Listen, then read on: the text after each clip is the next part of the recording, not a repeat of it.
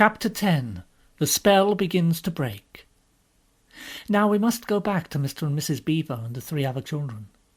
As soon as Mr. Beaver said, "There's no time to lose," everyone began bundling themselves into coats, except Mrs. Beaver, who started picking up sacks and laying them on the table.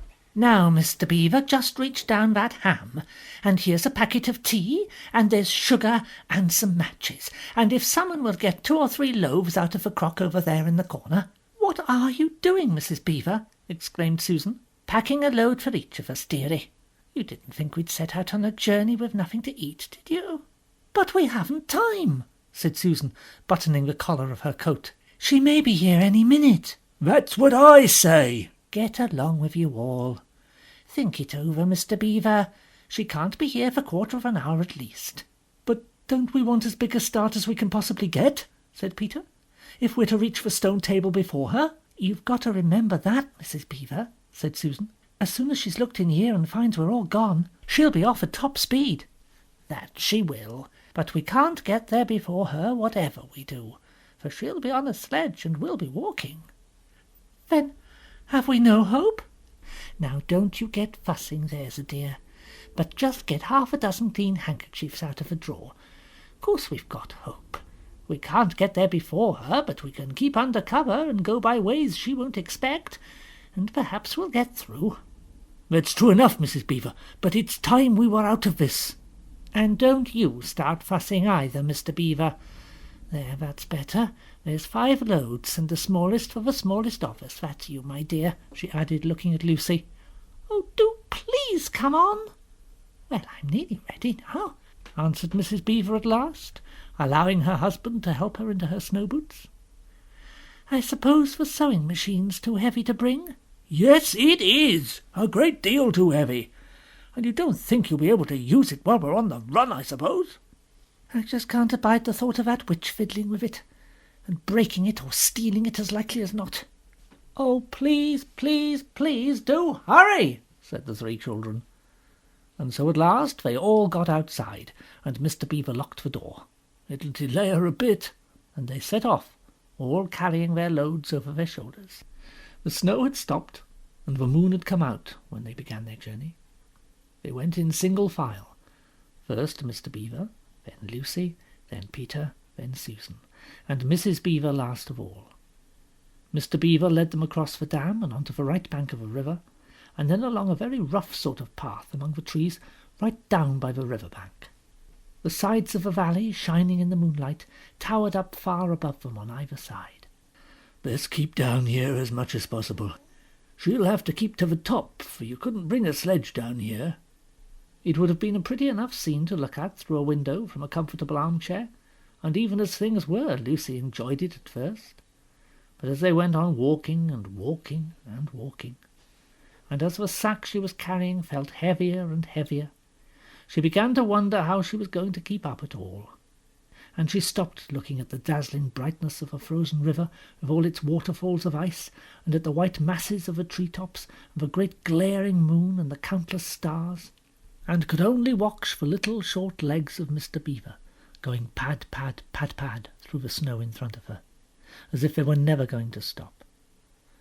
Then the moon disappeared, and the snow began to fall once more, and at last Lucy was so tired that she was almost asleep and walking at the same time, when suddenly she found that Mr. Beaver had turned away from the river bank to the right, and was leading them steeply uphill into the very thickest bushes. And then, as she became fully awake, she found that Mr. Beaver was just vanishing into a little hole in the bank, which had been almost hidden under the bushes until you were quite on top of it. In fact, by the time she realized what was happening, only his short flat tail was showing. Lucy immediately stooped down and crawled in after him. Then she heard noises of scrambling and puffing and panting behind her, and in a moment all 5 of them were inside. "Wherever is this?" said Peter's voice, sounding tired and pale in the darkness. I hope you know what I mean by a voice sounding pale. "It's an old hiding place for beavers in bad times, and a great secret. It's not much of a place, but we must get a few hours' sleep." "If you hadn't been in such a plaguey fuss when we were starting, I'd have brought some pillows." It wasn't nearly such a nice cave as Mr. Tumnus's, Lucy thought. Just a hole in the ground, but dry and earthy.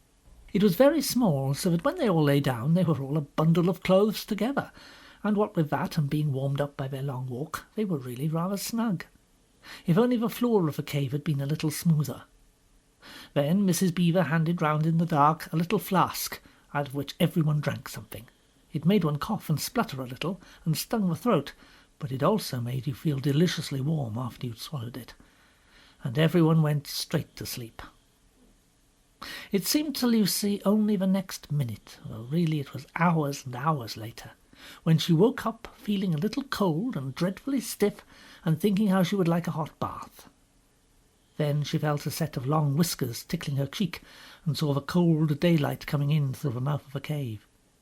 But immediately after that she was very wide awake indeed, and so was everyone else.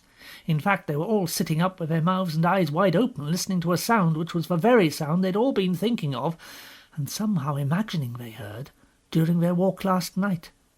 It was a sound of jingling bells. Mr. Beaver was out of the cave like a flash the moment he heard it. Perhaps you think, as Lucy thought for a moment, that this was a very silly thing to do. But it was really a very sensible one. He knew he could scramble to the top of a bank among the bushes and brambles without being seen, and he wanted above all things to see which way the witch's sledge went. The others all sat in the cave, waiting and wondering. They waited nearly 5 minutes. Then they heard something that frightened them very much. They heard voices. Oh, thought Lucy. He's been seen. She's caught him. Great was their surprise when a little later they heard Mr. Beaver's voice calling to them from just outside the cave. "It's all right. Come out, Mrs. Beaver. Come out, sons and daughters of Adam. It's all right. It isn't her."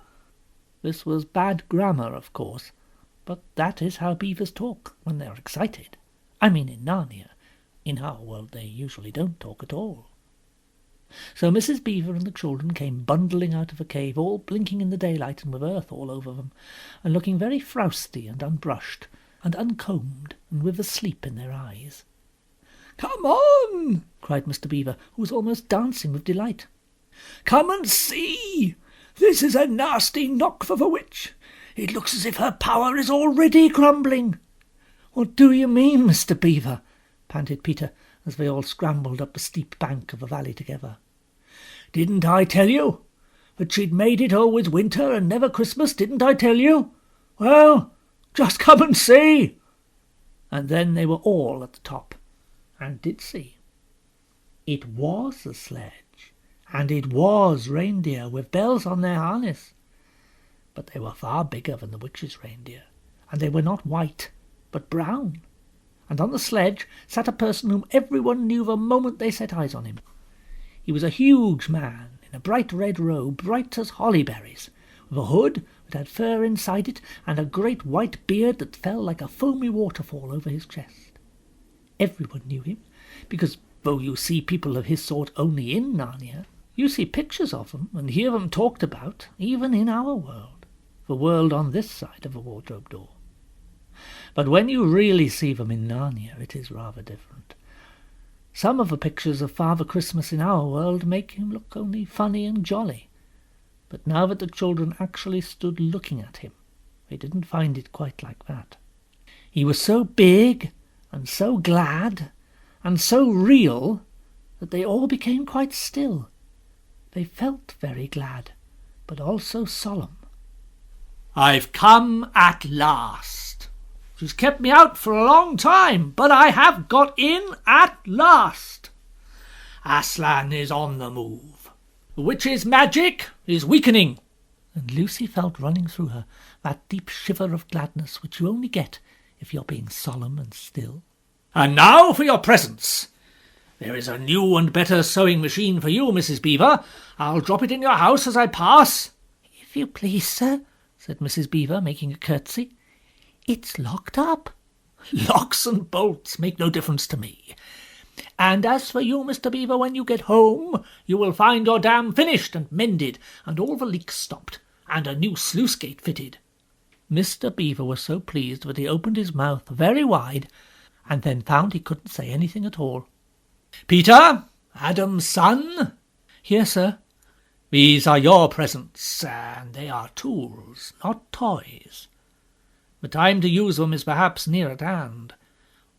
Bear them well." With these words he handed to Peter a shield and a sword. The shield was the colour of silver, and across it there ramped a red lion, as bright as a ripe strawberry at the moment when you pick it. The hilt of the sword was of gold, and it had a sheath and a sword belt and everything it needed. And it was just the right size and weight for Peter to use.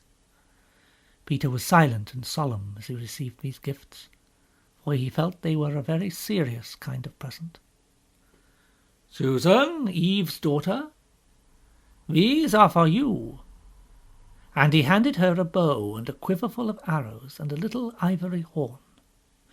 "You must use the bow only in great need, for I do not mean you to fight in the battle. It does not easily miss, and when you put this horn to your lips and blow it, then, wherever you are, I think help of some kind will come to you. And last of all, Lucy, Eve's daughter." And Lucy came forward. He gave her a little bottle of what looked like glass, but people said afterwards that it was made of diamond, and a small dagger. "In this bottle there is a cordial made of the juice of one of the fire flowers that grow in the mountains of the sun. If you or any of your friends is hurt, a few drops of this will restore them. The dagger is to defend yourself at great need, for you also are not to be in the battle." "Why, sir, I don't know, but I think I could be brave enough." "That is not the point. But battles are ugly when women fight. And now," here he suddenly looked less grave, "here is something for the moment for you all." And he brought out, I suppose from the big bag at his back, but nobody quite saw him do it, a large tray containing 5 cups and saucers, a bowl of lump sugar, a jug of cream, and a great big teapot, all sizzling and piping hot. Then he cried out, "Merry Christmas! Long live the true king!" and cracked his whip, and he and the reindeer and the sledge all were out of sight before anyone realized they had started. Peter had just drawn his sword out of its sheath and was showing it to Mr. Beaver, when Mrs. Beaver said, now then, don't stand there till the tea's got cold, just like men. Come and help to carry the tray down, and we'll have breakfast. What a mercy I thought of bringing the bread-knife." So down the steep bank they went, and back to the cave, and Mr. Beaver cut some of the bread and ham into sandwiches, and Mrs. Beaver poured out the tea, and everyone enjoyed themselves. But long before they had finished enjoying themselves, Mr. Beaver said, "Time to be moving on now." Chapter 11. Aslan is nearer. Edmund, meanwhile, had been having a most disappointing time. When the dwarf had gone to get the sledge ready, he expected that the witch would start being nice to him, as she had been at their last meeting. But she said nothing at all. And when at last Edmund plucked up his courage to say, "Please, your Majesty, could I have some Turkish delight? You said—" "Silence, fool!" "And yet it will not do to have the brat fainting on the way." Once more she clapped her hands. Another dwarf appeared. "Bring the human creature food and drink." The dwarf went away, and presently returned, bringing an iron bowl with some water in it, and an iron plate with a hunk of dry bread on it. He grinned in a repulsive manner as he set them down on the floor beside Edmund.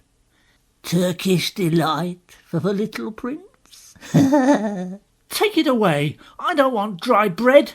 But the witch suddenly turned on him with such a terrible expression on her face that he apologized and began to nibble at the bread, though it was so stale he could hardly get it down. "You may be glad enough of it before you taste bread again."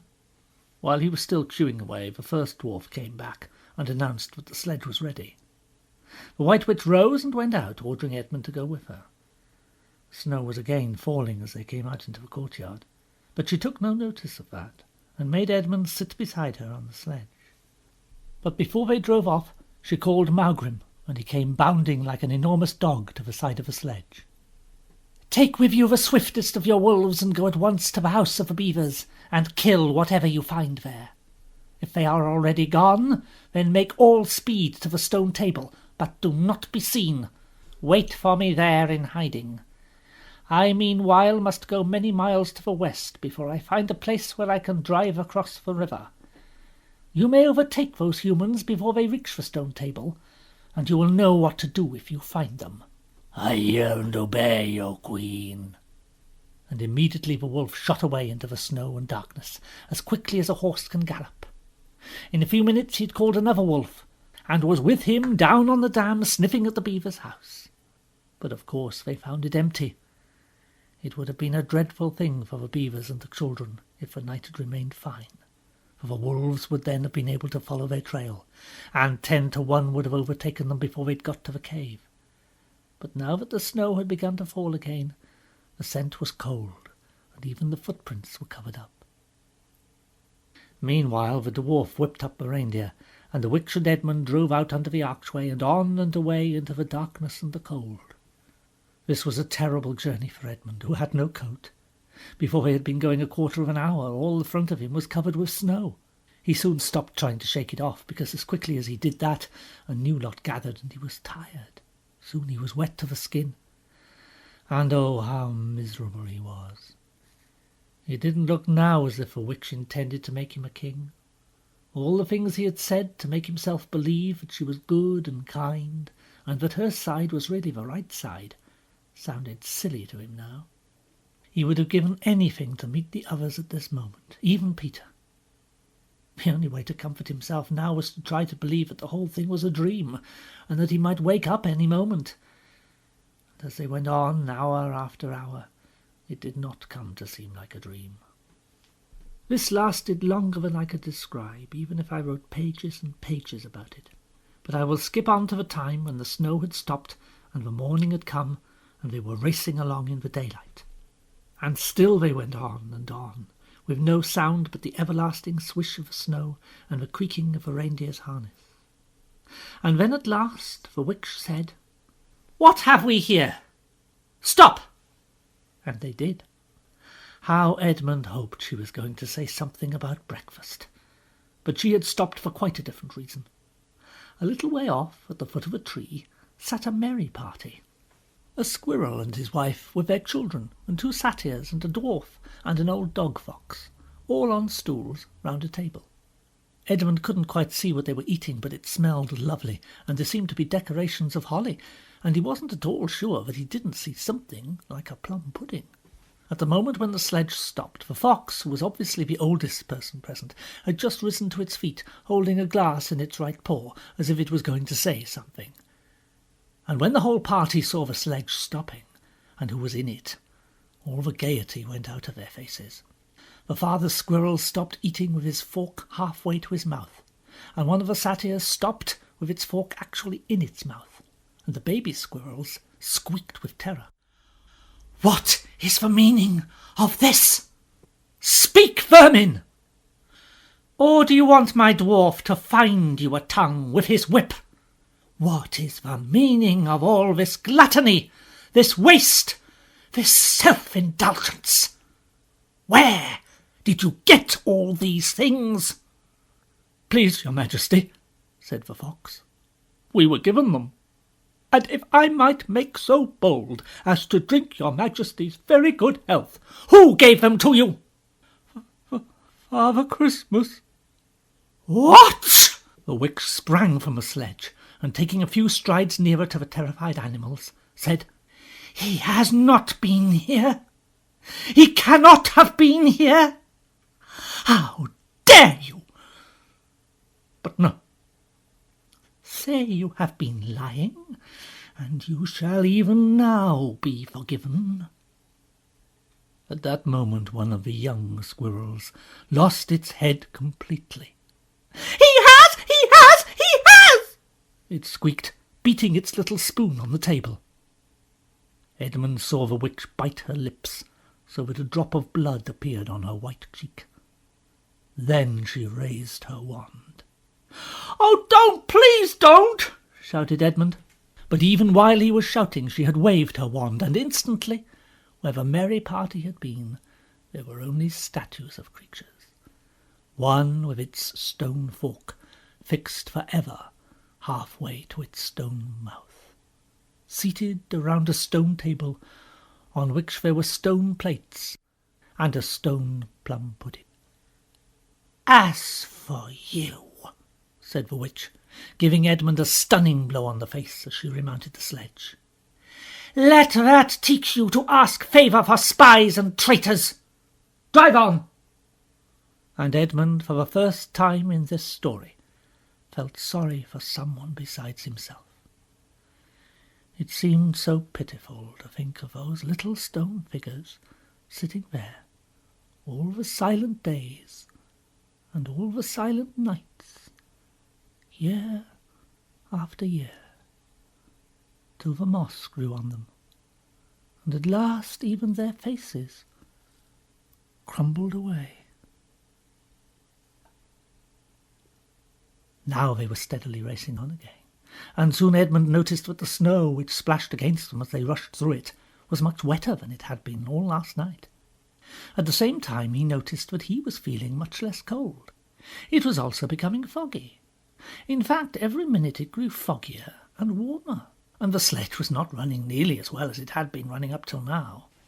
At first he thought this was because the reindeer were tired, but soon he saw that this couldn't be the real reason. The sledge jerked and skidded and kept on jolting as if it had been struck against stones. And however the dwarf whipped the poor reindeer, the sledge went slower and slower.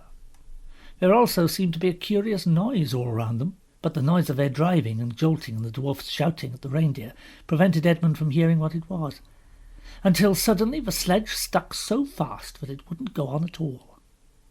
When that happened, there was a moment's silence, and in that silence Edmund could at last listen to the other noise properly, a strange, sweet, rustling, chattering noise, and yet not so strange, for he'd heard it before. If only he could remember where. Then all at once he did remember. It was the noise of running water. All round them, though out of sight, there were streams, chattering, murmuring, bubbling, splashing, and even in the distance roaring. And his heart gave a great leap, though he hardly knew why, when he realized that the frost was over, and much nearer there was a drip, drip, drip from the branches of all the trees. And then as he looked at one tree he saw a great load of snow slide off it, and for the first time since he'd entered Narnia he saw the dark green of a fir tree. But he hadn't time to listen or watch any longer, for the witch said, "Don't sit staring, fool! Get out and help!" And of course Edmund had to obey. He stepped out into the snow, but it was really only slush by now, and began helping the dwarf to get the sledge out of the muddy hole it had got into. They got it out in the end, and by being very cruel to the reindeer, the dwarf managed to get it on the move again, and they drove a little further. And now the snow was really melting in earnest, and patches of green grass were beginning to appear in every direction. Unless you had looked at a world of snow as long as Edmund had been looking at it, you will hardly be able to imagine what a relief those green patches were after the endless white. Then the sledge stopped again. "It's no good, your majesty. We can't sledge in this thaw." "Then we must walk." "We'll never overtake them walking, not with the start they've got." "Are you my counsellor or my slave? Do as you're told. Tie the hands of the human creature behind it, and keep hold of the end of a rope. And take your whip, and cut the harness of the reindeer. They'll find their own way home." The dwarf obeyed, and in a few minutes Edmund found himself being forced to walk as fast as he could with his hands tied behind him. He kept on slipping in the slush and mud and wet grass, and every time he slipped the dwarf gave him a curse and sometimes a flick with the whip. The witch walked behind the dwarf and kept on saying, "Faster! Faster!" Every moment the patches of green grew bigger, and the patches of snow grew smaller. Every moment more and more of the trees shook off their robes of snow, Soon, wherever you looked, instead of white shapes, you saw the dark green of firs, or the black prickly branches of bare oaks and beeches and elms. Then the mist turned from white to gold, and presently cleared away altogether. Shafts of delicious sunlight struck down on the forest floor, and overhead you could see a blue sky between the treetops. Soon there were more wonderful things happening.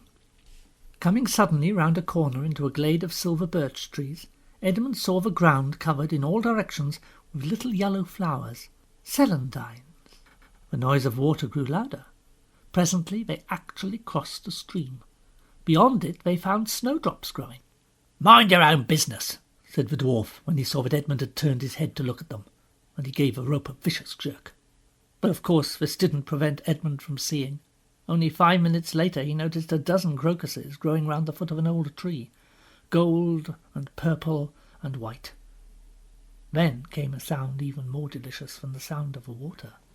Close beside the path they were following, a bird suddenly chirped from a branch of a tree.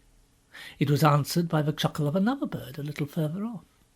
And then, as if that had been a signal, there was chattering and chirruping in every direction.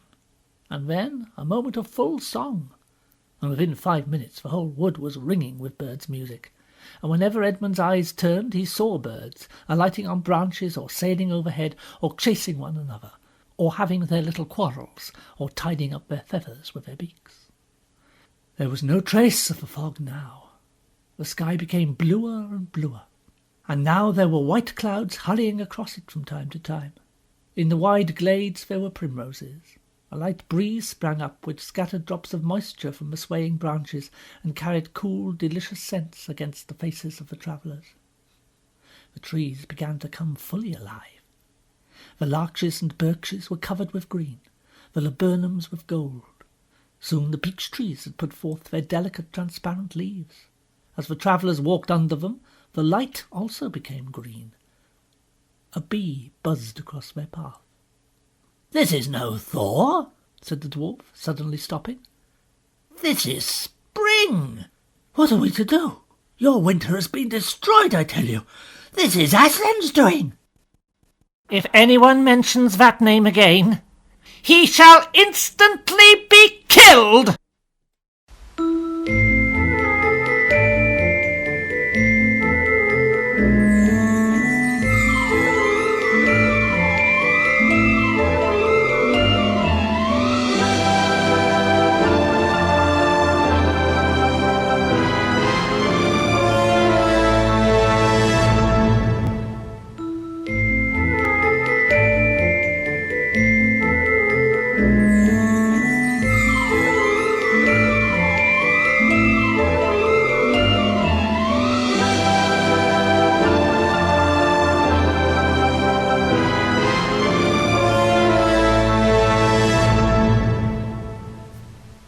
Chapter 12.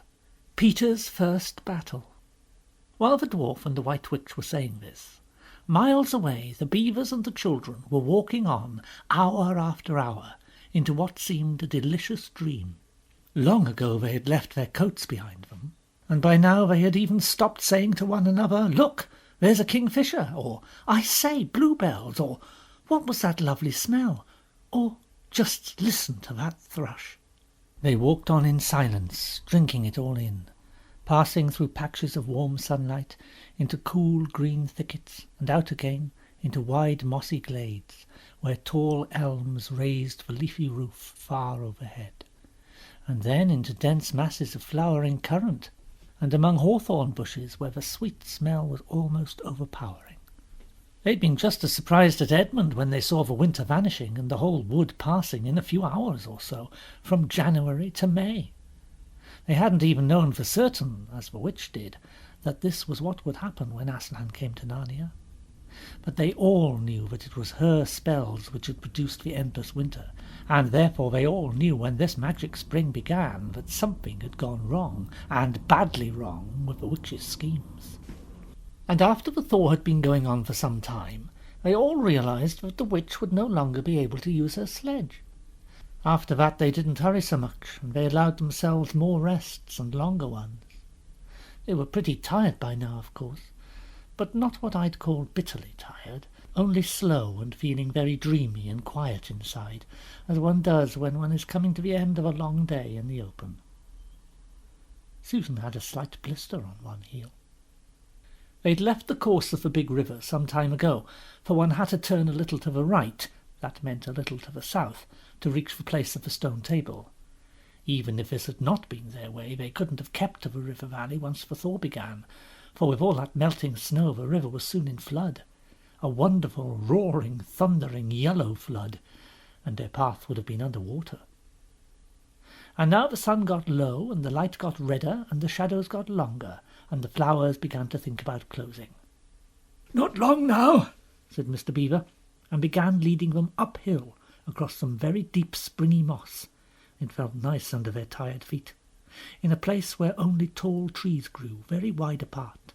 The climb, coming at the end of a long day, made them all pant and blow, and just as Lucy was wondering whether she could really get to the top without another long rest, suddenly they were at the top, and this is what they saw.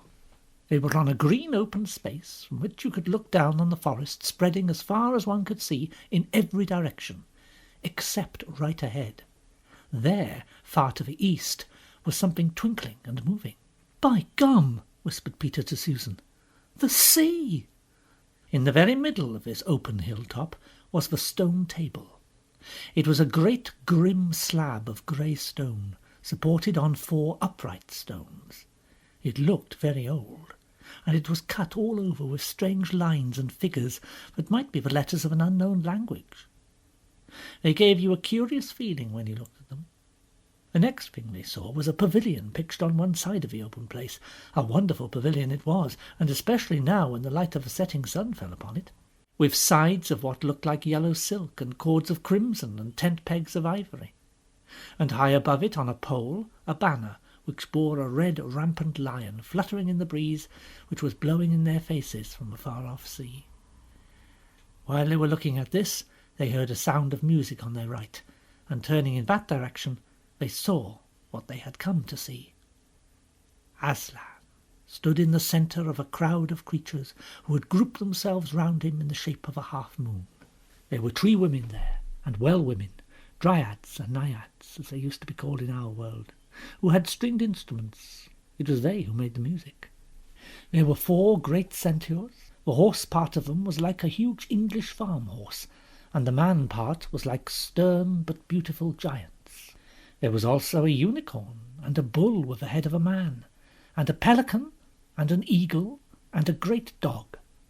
And next to Aslan stood 2 leopards, of whom one carried his crown, and the other his standard. But as for Aslan himself, the beavers and the children didn't know what to do or say when they saw him. People who have not been in Narnia sometimes think that a thing cannot be good and terrible at the same time. If the children had ever thought so, they were cured of it now, for when they tried to look at Aslan's face, they just caught a glimpse of the golden mane and the great royal, solemn, overwhelming eyes, and then they found they couldn't look at him, and went all trembling. "Go on." "No, you first." "No, sons of Adam before animals." "Susan, what about you? Ladies first." "No, you're the eldest." And of course the longer they went on doing this, the more awkward they felt. Then at last Peter realized that it was up to him. He drew his sword and raised it to the salute, and, hastily saying to the others, "Come on, pull yourselves together," he advanced to the lion. "We have come, Aslan." "Welcome, Peter, son of Adam. Welcome, Susan and Lucy, daughters of Eve. Welcome, he-beaver and she-beaver." His voice was deep and rich, and somehow took the fidgets out of them. They now felt glad and quiet, and it didn't seem awkward to them to stand and say nothing. "But where is the 4th? "He has tried to betray them, and joined the White Witch, O Aslan." And then something made Peter say, "That was partly my fault, Aslan. I was angry with him, and I think that helped him to go wrong." And Aslan said nothing, either to excuse Peter or to blame him, but merely stood looking at him with his great unchanging eyes, and it seemed to all of them that there was nothing to be said. "Please, Aslan," said Lucy, "can anything be done to save Edmund?" "All shall be done, but it may be harder than you think." And then he was silent again for some time. Up to that moment Lucy had been thinking how royal and strong and peaceful his face looked. Now it suddenly came into her head that he looked sad as well. But in the next minute that expression was quite gone. The lion shook his mane and clapped his paws together. Terrible paws, thought Lucy. If he didn't know how to velvet them. "Meanwhile, let the feast be prepared. Ladies, take these daughters of Eve to the pavilion and minister to them." When the girls had gone, Aslan laid his paw, and though it was velveted, it was very heavy, on Peter's shoulder. "Come, son of Adam, and I will show you a far-off sight of the castle where you are to be king." And Peter, with his sword still drawn in his hand, went with the lion to the eastern edge of the hilltop. There a beautiful sight met their eyes. The sun was setting behind their backs, and that meant that the whole country below them lay in the evening light, forest and hills and valleys, and winding away like a silver snake the lower part of the great river. And beyond all this, miles away, was the sea, and beyond the sea was sky, full of clouds which were just turning rose-colour with the reflection of the sunset. But just where the land of Narnia met the sea, in fact in the mouth of a great river, there was something on a little hill shining. It was shining because it was a castle, and of course the sunlight was reflected from all the windows which looked towards Peter and the sunset. But to Peter it looked like a great star resting on the seashore. "That, O man, is Cair Paravel of the 4 thrones, in one of which you must sit as king. I show it to you because you are the firstborn, and you will be high king over all the rest." And once more Peter said nothing, for at that moment a strange noise woke the silence suddenly. It was like a bugle, but richer. "It is your sister's horn," said Aslan to Peter in a low voice, so low as to be almost a purr, if it is not disrespectful to think of a lion purring. For a moment Peter did not understand. Then, when he saw all the other creatures start forward, and heard Aslan say with a wave of his paw, "Back! Let the prince win his spurs," he did understand, and set off running as hard as he could to the pavilion. And there he saw a dreadful sight. The naiads and dryads were scattering in every direction. Lucy was running towards him as fast as her short legs would carry her, and her face was as white as paper. Then he saw Susan make a dash for a tree and swing herself up, followed by a huge grey beast. At first Peter thought it was a bear. Then he saw that it looked like an Alsatian, though it was far too big to be a dog. Then he realized it was a wolf standing on its hind legs, with its front paws against the tree trunk, snapping and snarling. All the hair on its back stood up on end. Susan had not been able to get higher than the second big branch. One of her legs hung down so that her foot was only an inch or 2 above the snapping teeth. Peter wondered why she did not get higher, or at least take a better grip. Then he realized that she was just going to faint, and that if she fainted, she would fall off. Peter did not feel very brave. Indeed, he felt he was going to be sick, but that made no difference to what he had to do. He rushed straight up to the monster and aimed a slash of his sword at its side. That stroke never reached the wolf. Quick as lightning it turned round, its eyes flaming, and its mouth wide open in a howl of anger.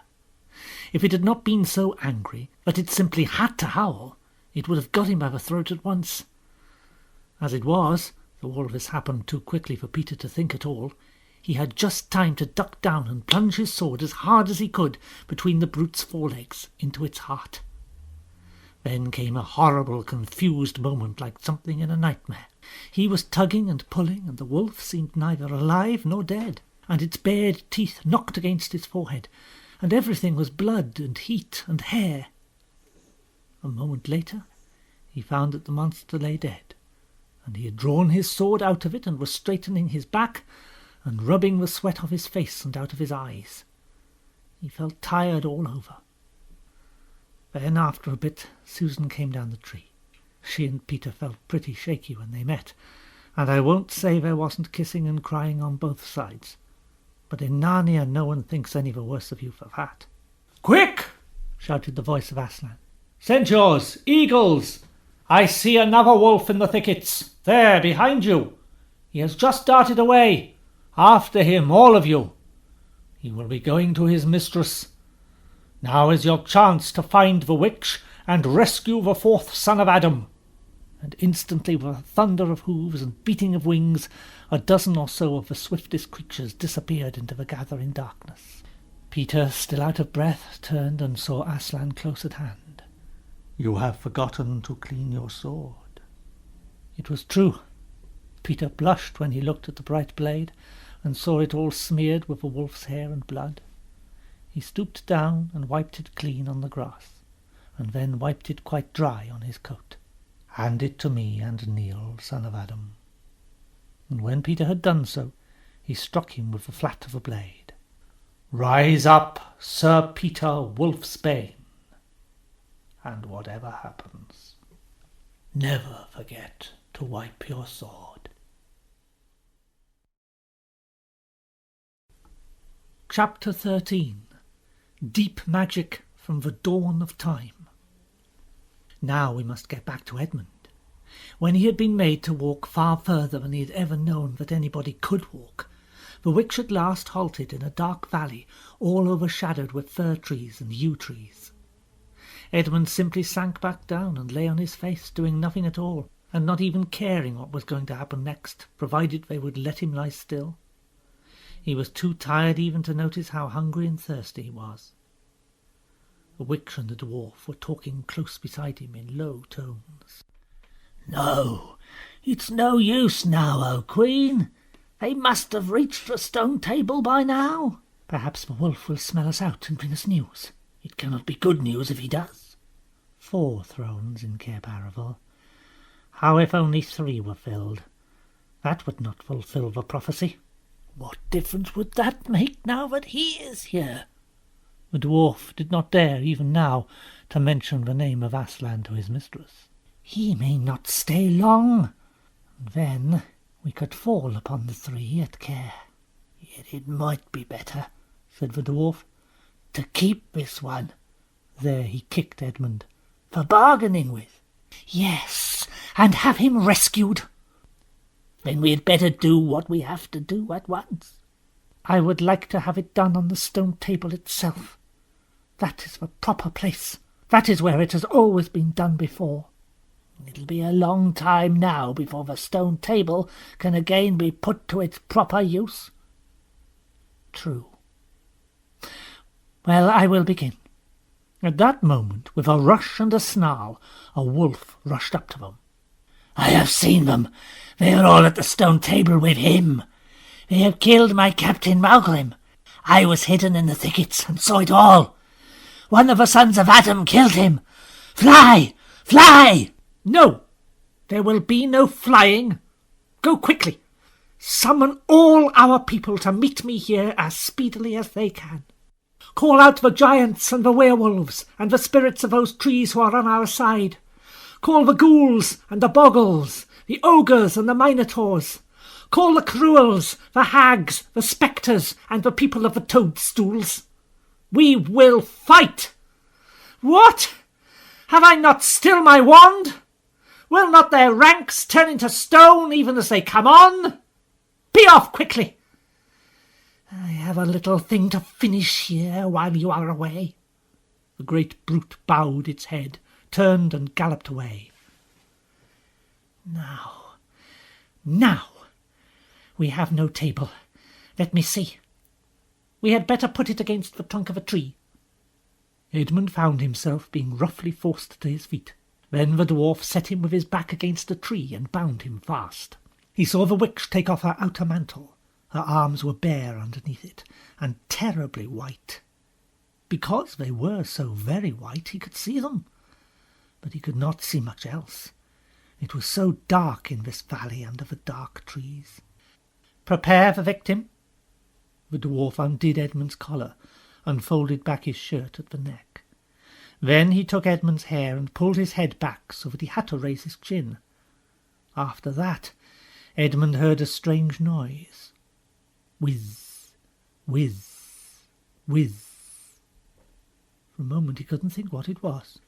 Then he realized it was the sound of a knife being sharpened. At that very moment he heard loud shouts from every direction, a drumming of hoofs and a beating of wings, a scream from a witch, confusion all round him. And then he found he was being untied. Strong arms were round him, and he heard big, kind voices saying things like, "Let him lie down. Give him some wine. Drink this. Steady now. You'll be all right in a minute." Then he heard the voices of people who were not talking to him, but to one another, and they were saying things like, "Who's got the witch? I thought you had her. I didn't see her after I knocked the knife out of her hand. I was after the dwarf. Do you mean to say she's escaped? A chap can't mind everything at once. What's that? Oh, sorry, it's only an old stump." But just at this point, Edmund went off into a dead faint. Presently the centaurs and unicorns and deer and birds, they were, of course, the rescue party which Aslan had sent in the last chapter, all set off to go back to the stone table, carrying Edmund with them.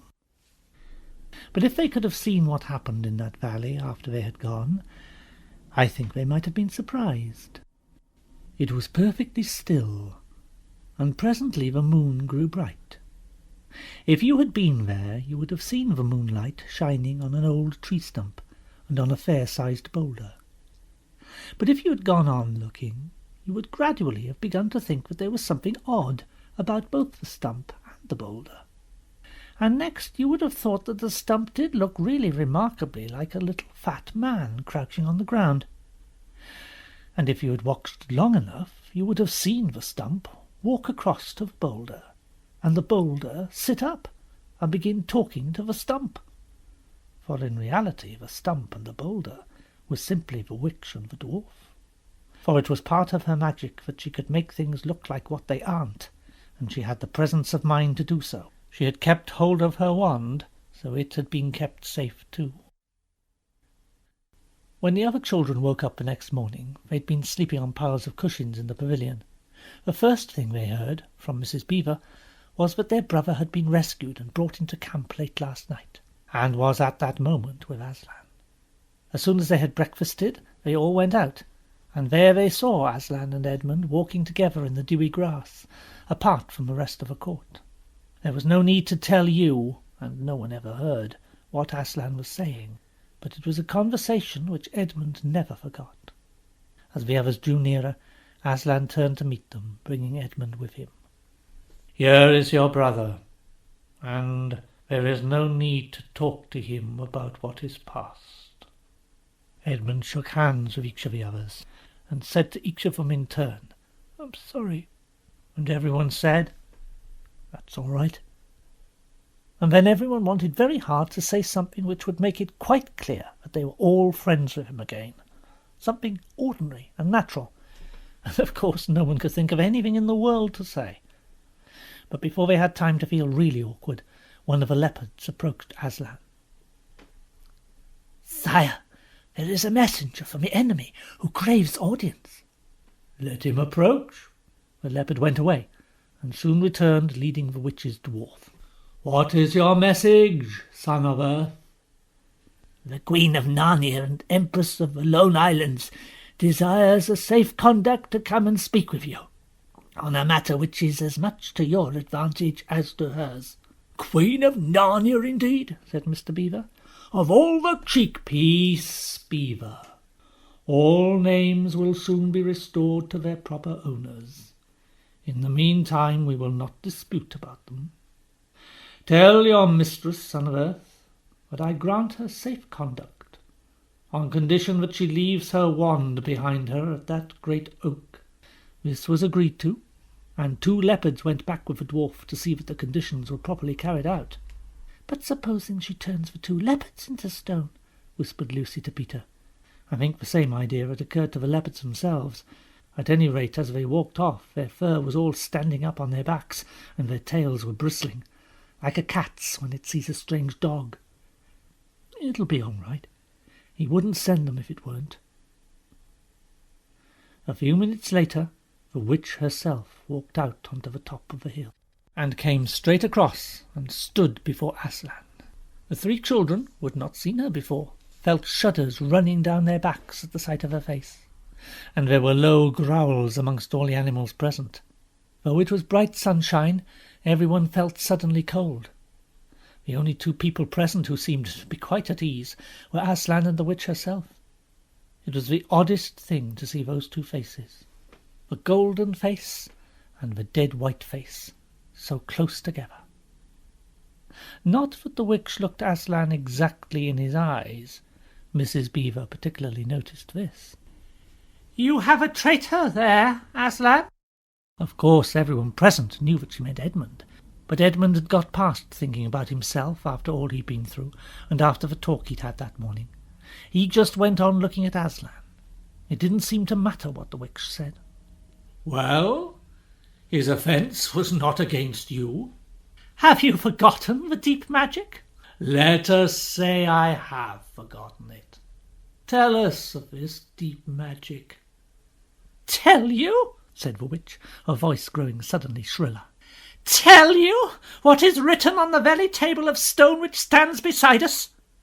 Tell you what is written in letters deep as a spear is long on the firestones of the secret hill?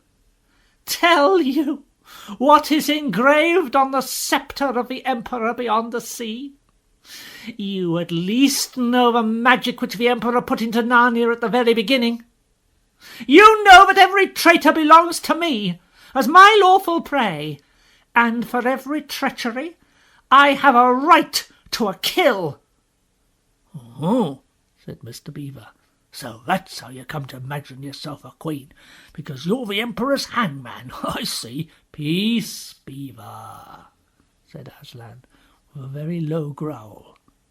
"And so that human creature is mine. His life is forfeit to me.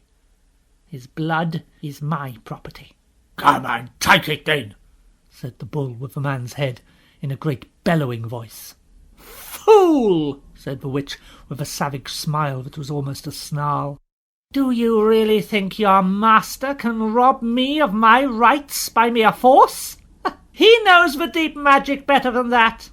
He knows that unless I have blood, as the law says, all Narnia will be overturned and perish in fire and water." "It is very true. I do not deny it." "Oh, Aslan," whispered Susan in the lion's ear. "Can't we? I mean, you won't, will you? Can't you do something about the deep magic? Isn't there something you can work against it?" "Work against the Emperor's magic," said Aslan, turning to her with something like a frown on his face.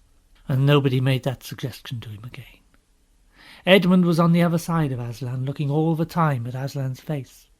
He felt a choking feeling, and wondered if he ought to say something. But a moment later he felt that he was not expected to do anything except to wait and do what he was told. "Fall back, all of you. I will talk to the witch alone." They all obeyed. It was a terrible time, this, waiting and wondering while the lion and the witch talked earnestly together in low voices. Lucy said, "Oh, Edmund," and began to cry. Peter stood with his back to the others, looking out at the distant sea. The beavers stood holding each other's paws, with their heads bowed. The centaurs stamped uneasily with their hoofs, but everyone became perfectly still in the end, so that you noticed even small sounds, like a bumblebee flying past, or the birds in the forest down below them, or the wind rustling the leaves. And still the talk between Aslan and the White Witch went on. At last they heard Aslan's voice. "You can all come back. I have settled the matter. She has renounced the claim on your brother's blood." And all over the hill there was a noise as if everyone had been holding their breath and had now begun breathing again, and then a murmur of talk. The witch was just turning away, with a look of fierce joy on her face, when she stopped But how do I know this promise will be kept?" "Ah," roared Aslan, half rising from his throne. "Ah!" And his great mouth opened wider and wider, and the roar grew louder and louder, and the witch, after staring for a moment with her lips wide apart, picked up her skirts and fairly ran for her life.